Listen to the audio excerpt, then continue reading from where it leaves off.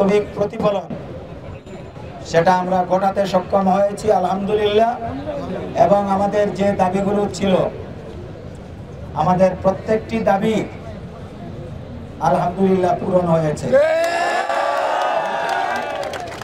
এটা জগন্নাথ বিশ্ববিদ্যালয়ের জন্য যারা এই আন্দোলনটি করে এইটি আদায় করলেন, ইতিহাসের পাতায় আমরা তাদেরকে জাতীয় বীরের মর্যাদা দিতে চাই।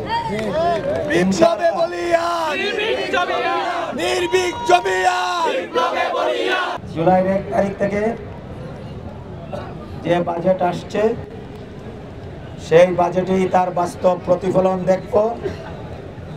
আমাদের আবাসনের ব্যাপারে সুনির্দিষ্ট সিদ্ধান্ত হয়েছে।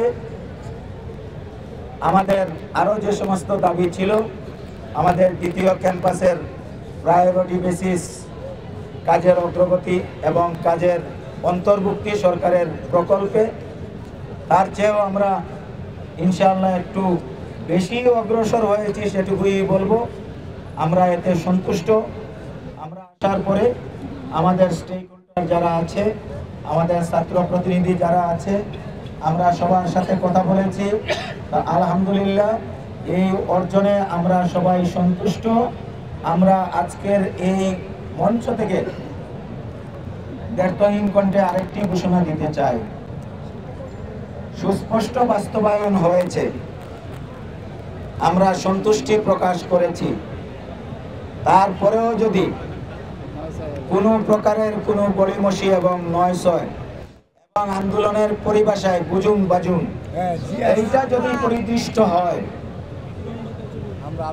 আমরা ইনশাআল্লাহ যে অভিজ্ঞতা অর্জন করেছি আমরা ঘরে বসে থাকবো না। আর এর ধারাবাহিকতা, এর পরবর্তীতে যত বাজেট প্রণীত হবে সবগুলোতে ধারাবাহিকভাবে যেন পূর্ণ থাকে এবং সেটা থাকবে। আমরা সেই দাবি জানিয়ে এসেছি এবং আমাদেরকে সেটাও আশ্বস্ত করা হয়েছে। আপনাদের সকলের প্রতি আমি আমার ব্যক্তিগত পক্ষ থেকে, আমার শিক্ষক সমিতির পক্ষ থেকে, আমার জগন্নাথ বিশ্ববিদ্যালয় পরিবারের পক্ষ থেকে, আমার ছাত্র নেতৃবৃন্দের পক্ষ থেকে, জগন্নাথ জবি ছাত্র ঐক্য সেই ছাত্র ঐক্যের পক্ষ থেকে, সাধারণ শিক্ষার্থীদের পক্ষ থেকে, আমার সাংবাদিক সমাজের পক্ষ থেকে আপনাদের সকলের প্রতি কৃতজ্ঞতা জানাচ্ছি।